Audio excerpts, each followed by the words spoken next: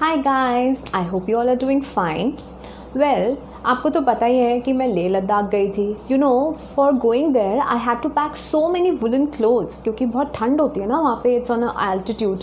और उसी ईयर में मैं गई थी केरला भी, और केरला में बिल्कुल ऑपोजिट था। केरला में मेरे को बिल्कुल भी वुलन क्लोथ्स की ज़रूरत नहीं थी। In fact I pack some loose cotton clothes ताकि मुझे बहुत स्वेट ना हो, और अगर हो भी तो आई फील कंफर्टेबल। आपको तो पता ही है Kerala has a hot and humid climate, right. और पता है बहुत इंटरेस्टिंग बात क्या नोटिस की मैंने वहाँ पे, जो लेह एंड लद्दाख के एनिमल्स थे वो केरला में जो एनिमल्स थे बहुत ही डिफरेंस था उन एनिमल्स में, और इन एनिमल्स के फीचर्स में बहुत फ़र्क था। तो आज हम इसी के बारे में बात करेंगे, the adaptations in animals according to the climate.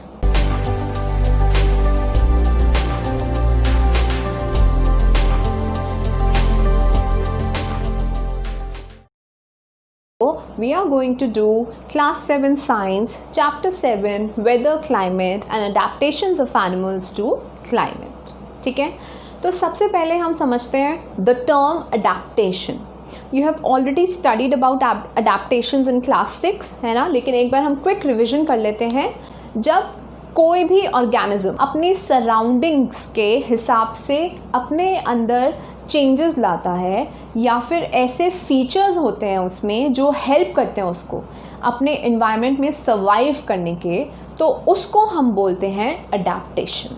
तो ये अडेप्टेशन होता कैसे है?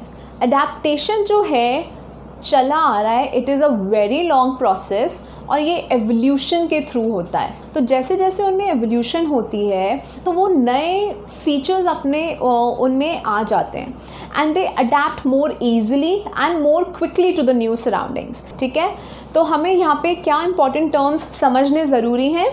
अडेप्टेशन, एवोल्यूशन और स्पेशल फीचर्स। ठीक है, सबसे पहले हम बात करेंगे अडेप्टेशंस इन पोलर रीजन्स। ठीक है, पोलर बियर हमें पोलर रीजन में मिलता है। पोलर रीजन का क्लाइमेट कैसा होता है? Polar region is covered with snow for most of the year. जो सनराइज होता है, it rises for 6 months and the sun sets for the next 6 months। तो मतलब एक बार सनराइज हुआ तो 6 महीने तक सनराइज ही रहेगा, नाइट टाइम नहीं आएगा, डे टाइम ही रहेगा। तो नेक्स्ट 6 months के लिए नाइट ही रहेगी, सनराइज नहीं होगा, डे टाइम नहीं होगा, ओनली नाइट टाइम होगा। और यहाँ पे मिनिमम टेम्परेचर जा सकता है -37 डिग्री सेल्सियस में विंटर्स के टाइम पे। और हमारे यहाँ अगर हम दिल्ली की बात करें तो हमारे यहाँ मिनिमम टेम्परेचर कितना चला जाता है? 2 डिग्रीज 3 डिग्रीज, उसमें इतनी ठंड लगती है। और यहाँ पे देखो -37 degree Celsius. It is an extreme weather. सबसे पहले पोलर बेयर होता है वाइट कलर का, इसके पास वाइट फर होता है। तो वाइट फर कैसे हेल्प करेगा भाई? वाइट फर इसलिए होता है क्योंकि स्नो भी वाइट होती है। तो वाइट फर की हेल्प से वो क्या करता है, he can easily blend into the surrounding, तो उसको हाइड करने में आसानी होती है। तो अपने प्रेडेटर्स से वो आसानी से हाइड कर सकता है, and he can catch its prey also very easily, क्योंकि वो आ रहा है उसके प्रे को पता नहीं चलेगा, because he can blend with the snow because of the white fur, right. फिर नेक्स्ट अडेप्टेशन इसका है 2 थिक लेयर्स ऑफ फर। तो डबल इंसुलेशन हो गया, है ना। Layer of fat under the skin. फिर पहले तो एक लेयर हो गई फर की, उसके नीचे एक और लेयर फर की, फिर स्किन आ गई, और स्किन के अंदर एक फैटी लेयर। तो यू कैन सी कितनी सारी इंसुलेशन लेयर्स हैं। तो इस इंसुलेशन लेयर्स की वजह से the polar bear can keep himself very warm. In fact इतने वार्म हो जाती है कि polar bears do not run, they walk slowly and they take breaks in between their walks, क्योंकि अगर ज़्यादा चलेंगे तो अगेन द बॉडी हीट ज़्यादा हो जाएगी और फिर उनको पसीने आने लगेंगे, they will start sweating. Okay, तो अगर ऐसा कुछ केस होता है कि उनकी फिजिकल एक्सरसाइज ज़्यादा हो गई है and they have started to feel hot, they have started to sweat, so they go for a swim. Obviously पानी बहुत ठंडा है, so they are very good swimmers. और गुड स्विमिंग के लिए उनके पास they have wide and large paws. तो उनके जो पॉज होते हैं, पंजे होते हैं, they are very wide and large, so it helps them to swim. Also, it helps them to walk on the snow. White pause होते हैं तो वेट क्या हो गया, डिस्ट्रीब्यूट हो गया, तो ज़्यादा प्रेशर नहीं पड़ता and they can easily walk on the snow without falling into the snow pits. Alright. Closed, he can close nostrils underwater. Now he wants to stay there for a long duration. He wants to relax. So he can close his nostrils in the water. So this helps him. So this is a very important adaptive feature. And the last of all is a very strong sense of smell. ये जो adaptive feature है ये mostly बहुत animals में मिलता है क्योंकि ये सेंस ऑफ स्मेल अच्छी होने की वजह से they can find their food easily, है ना.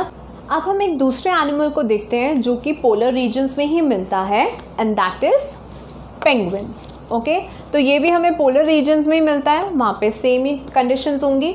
अच्छा, जो पोलर बेयर है वो हमें मिलता है नॉर्थ पोल में, the North Pole, in parts of Russia, in Canada, and जो penguins होते हैं वो हमें मिलते हैं South Pole region में.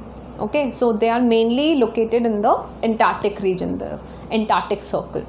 Okay, तो अब इनके फीचर्स देखते हैं क्या होता है. इनके पास भी वाइट फर होता है. White fur again it helps them to blend, it helps them to camouflage with the surroundings. तो जैसे पोलर बियर्स में भी white snow white fur, penguins में white snow white fur. They also have a very thick skin. Thick skin होती है तो insulation provide करती है बॉडी को, तो they don't feel the cold. They also have a layer of fat under the skin again for insulation, and penguins are also a very good swimmer. तो swim करते हैं बिकॉज उनका food जो होता है मेनली वाटर में ही होता है. They like to eat fishes and what helps them to be a good swimmer, they have streamlined bodies which helps them to swim and cut through the water. Webbed feet होते हैं तो again it helps them to swim. Again ये snow में भी help करता है to walk on the snow. तो webbed feet होते हैं तो again the pressure is evenly distributed and most importantly they huddle together. Huddle together मतलब जो पेंगुइन्स होते हैं they are always found in groups. ये एक साथ घूमते हैं, पास पास चलते हैं, दैट इज़ कॉल्ड हडलिंग. इससे क्या फ़ायदा होता है? इससे ये फ़ायदा होता है कि जब वो पास पास रहते हैं, हडल करते हैं, तो दे गेट वार्मथ. अब इन दोनों के अलावा और बहुत एनिमल्स मिलते हैं हमें पोलर रीजन्स में. और पोलर रीजन्स में लेकिन मुझे तो लगता था सिर्फ आर्टिक होता है और अंटार्कटिक होता है, वहाँ कोई रहता भी नहीं है, तो एनिमल्स क्या करेंगे? No, this is a wrong notion. ऐसा नहीं होता है कि polar regions is only the Arctic and the Antarctic. बहुत सारी कंट्रीज़ हैं जो इस रीजन में फॉल करती हैं. For example there are the parts of Russia, parts of Canada, Greenland, Norway, Iceland, and some parts of USA. We can find reindeers. In the water we can find different types of fishes. There is a species of whale called narwhal which is found in the polar regions in the Canada, and we have musk oxen, we have seals, different kinds of birds.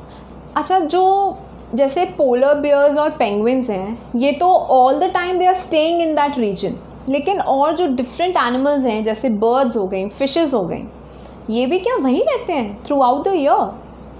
No, the birds and the fishes they migrate, क्योंकि उनके पास ये special features नहीं हैं which might help them to tolerate that cold extreme weather. जब वहाँ पे winters आती है तो ये वहाँ से चले जाते हैं and they migrate to warmer regions जहाँ पे थोड़ा क्लाइमेट उनके हिसाब से सूटेबल होता है. और जब पोलर रीजन्स में विंटर्स ख़त्म हो जाती है then they come back. So this is migration. Okay, so we have fishes which migrate from cold water to warm waters. We have birds which migrate from cold region to warmer regions. For example, Siberian crane, right, which flies, which comes from Siberia. It's in Russia. तो वहाँ से fly करके it migrates to, it comes to India also. It comes to places in India like Bharatpur and Sultanpur. और यहाँ पे they spend the summer, and when the climate is again suitable they go back to the polar regions, they go back to their home, right? तो इस migration के process में amazing facts बहुत सारे हैं.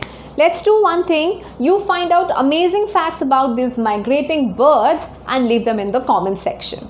Okay, now let's move on to another climate, that is the tropical one. तो जो tropical rain forest होता है वहाँ पे बहुत हॉट रहता है. Okay, why? Because it's near to the equator. जो कोल्डेस्ट टेम्परेचर रिकॉर्ड किया गया है दैट इज़ 15 डिग्री सेल्सियस. तो यू कैन इमेजिन जब यहाँ पे नॉर्मल प्लेजेंट वेदर होता है, जब रेन होती है, then we get 15 degree Celsius. और यहाँ पे ह्यूमिडिटी इतनी नहीं होती है, बट ट्रॉपिकल रेन फॉरेस्ट में ह्यूमिडिटी भी बहुत होती है. तो it is hot and wet and humid. Plenty of rainfall होती है. The length of day and night are equal. तो जैसे पोलर रीजन्स में था 6 मंथ्स के लिए डे है, देन 6 मंथ्स के लिए नाइट है, यहाँ पे डे एंड नाइट इक्वल चलते हैं. The tropical rain forest is a very good climate for a lot of organisms to survive. तो यहाँ पे बहुत वैरायटी के हमें प्लांट्स मिलते हैं, बहुत वैरायटी के एनिमल्स मिलते हैं, बहुत वैरायटी के इंसेक्ट्स मिलते हैं. नाउ सिंस यहाँ पे इतने सारे लिविंग ऑर्गेनिजम्स हैं, तो फूड और शेल्टर के लिए जो कंपटीशन होता है that is also very high, है ना. आप इमेजिन करो जैसे एक कमरा है, पोलर रीजन्स में ऐसा होता है कि उसमें बस एक ही बंदा है, और ट्रॉपिकल रेन फॉरेस्ट में ऐसा होता है कि वहाँ पे 40 लोग एक ही कमरे में हैं. तो यू कैन इमेजिन वहाँ जगह के लिए, मतलब शेल्टर के लिए कितनी कंपटीशन होगा, फूड के लिए कितना कंपटीशन होगा, right. Red eyed frog.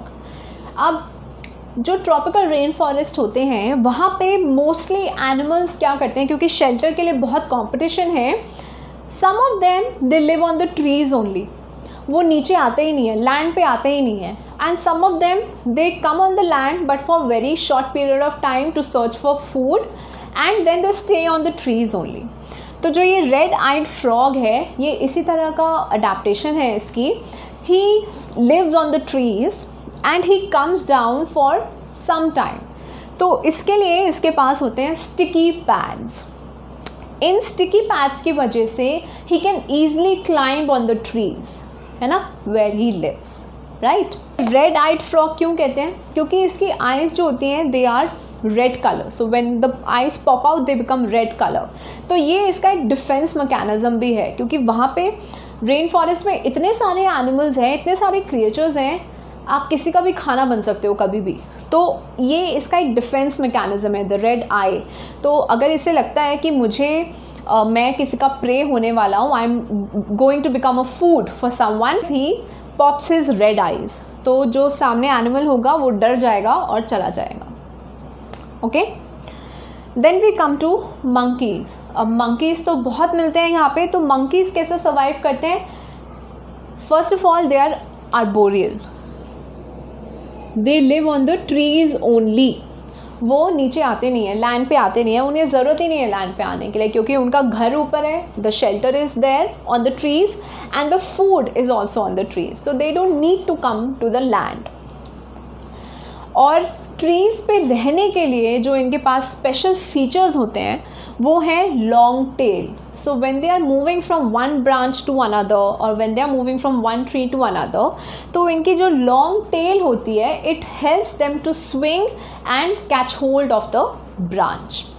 Similarly इनके जो हैंड और फीट होते हैं वो भी इस तरह से होते हैं, दे आर वेरी फ्लेक्सिबल. तो वो आसानी से किसी भी एंगल में टर्न करके ना ब्रांच को पकड़ लेते हैं. तो कहीं पर भी उन्हें ब्रांच दिखते हैं, they can easily catch hold of the branch and they can move from one tree to the other easily. फिर इसके बाद हमारा है toucan. Toucan is a very beautiful bird and इसकी जो बीक होती है इट इज़ इवन ब्यूटिफुल. और ये ट्रॉपिकल रीजन्स में मिलती है. It is found in the north eastern rain forest in India. तो यहाँ पे ये कैसे सर्वाइव करती है? इसकी जो बीक होती है it is quite long and it is quite large. तो अगर आप इसकी बॉडी से कंपेयर करो तो ये खुद तो इतनी बड़ी नहीं है जितनी बड़ी इसकी बीक होती है. तो ये ट्रीज़ के उन पार्ट्स में जा सकती है जहाँ ये अदरवाइज़ नहीं जा सकती because of the weight. Because जो वेट है, जो हायर ब्रांचेस होती हैं ट्रीज़ की वो बहुत ही हल्की होती हैं, वो ईजिली टूट जाएंगी, they will snap, right. So the bird can not sit there and start eating and look for the food. तो बर्ड ने वहाँ पे पहुँचने के लिए to reach the higher branches of the trees it has a long and large beak. तो वो दूर से ही उसकी लॉन्ग बीक की वजह से she can pick the food and then eat it, right? Smart. Then we have the lion-tailed macaque. अब ये जो lion-tailed macaque है ये वेस्टर्न घाट्स जो इंडिया में है ये वहाँ मिलता है और इसकी यूनिक फीचर है it has a silver white main जो कि जिसकी वजह से हम इसको ईजिली आइडेंटिफाई कर सकते हैं। और ये जो इसकी मेन होती है it starts from the head comes to the cheeks and then to the chin. So it has a very beautiful silver white mane and again he is a very good climber. ये भी trees पे ही रहता है, land पे आने की इसको ज़रूरत नहीं पड़ती एंड जो इसका खाना है वो भी ऐसा ही होता है जो ट्रीज़ पे ही मिल जाता है, नीचे जाने की ज़रूरत नहीं मिलती। ये fruits, seeds, flowers, young leaves, small insects ऐसी चीज़ें खाता है जो आसानी से इसे ट्रीज़ पे ही मिल जाती हैं। अब हम लास्टली एक और एग्जाम्पल ले लेते हैं एलिफेंट्स का। जैसे कि उसके पास ट्रंक होती है which acts as a nose, actually trunk उसकी इलोंगेटेड नोज़ ही है, तो इतनी बड़ी नोज़ होने की वजह से the sense of smell is very strong. The trunk also helps the elephant to pick up the food, है ना। तो अगर उसे लीव्स खानी है तो he can reach the higher branches of the trees because उसकी ट्रंक है तो वो ऊपर वाली लीव्स भी खा सकता है। देन ही हैज़ टस्क, ये तो सबको पता होगा कितने वैल्यूएबल होते हैं और इन टस्क की वजह से एलिफेंट्स की कितनी पोचिंग होती है and it's a very bad thing, right. सोचो आपके टीथ के लिए आपको कोई मार दे, that is what we are doing to them. तो टस्क जो होते हैं इनके मॉडिफाइड टीथ होते हैं, वो कहते हैं ना हाथी के दांत खाने के और दिखाने के और, तो टस्क जो दांत हैं इसके वो खाने के दांत नहीं हैं, खाने के दांत उसके मुंह के अंदर ही होते हैं। ये बस दिखाने के दांत भी नहीं है, इनका क्या काम है, ये टीयर करते हैं जो ट्री की बार्क्स होती है। तो आपने देखा होगा हाथी एक ट्री को आसानी से गिरा सकता है, तो वो गिराता क्यों है, खाने के लिए। आपको पता ही है ट्रॉपिकल रेन फॉरेस्ट में competition for food is very high, तो एलिफेंट ने इस कंपटीशन फॉर फूड को कैसे हैंडल किया है, he eats the tree barks और उसको छोटे छोटे पीसेस में तोड़ने के लिए उसके टस्क काम आते हैं। फिर उसके पास होते हैं लार्ज फ्लैपी ईयर्स, है ना। तो लार्ज फ्लैपी ईयर्स कैसे हेल्प करते हैं उसकी, he can listen to very soft sounds also, क्योंकि साउंड वेव्स को वो ईजिली पकड़ लेता है, इतने लार्ज ईयर्स होते हैं उसके। और ये फ्लैपी ईयर्स की वजह से वो ऐसे ना पंखा बना लेता है उसका, ऐसे फ्लैप करता रहता है और हवा आती रहती है। भाई इतनी ह्यूमिडिटी होती है वहाँ पे, इतना हॉट क्लाइमेट है वहाँ का, तो अब पंखा तो उसके पास नेचुरली है, वो अपने कानों से ही पंखा कर लेता है, ठीक है। कुछ फीचर्स ऐसे हैं जो मोस्टली एनिमल्स में हैं ट्रॉपिकल रेन फॉरेस्ट में, जैसे कि sensitive hearing, they have good hearing क्योंकि it helps them to catch the prey, it helps them to prevent the predators also, है ना। And most of them have very good eyesight, क्योंकि eyesight अच्छी होगी they can look easily, दूर तक देख सकते हैं और आसानी से देख सकते हैं कि अगर हमारा खाना वहाँ अवेलेबल है या फिर हमारा कोई प्रेडेटर तो नहीं है जो हमें खाने आ जाएगा, okay. And most importantly they have camouflage, उनका स्किन कलर उनकी सराउंडिंग्स के जैसा ही होता है, तो वो अपनी सराउंडिंग्स में ब्लेंड हो जाते हैं, तो हम आसानी से नहीं देख पाते उनको, हमें बहुत ध्यान से देखना पड़ता है। So that is camouflage, right. So I hope this video was helpful for you and अगर आपको अच्छी लगी हो तो please hit the like button, share the video, comment on the video and subscribe to our channel school room online, follow us on Facebook, Instagram and Twitter. We have also created a WhatsApp group जिसे आप join कर सकते हैं। The link for the group is given in the description box. See you next time.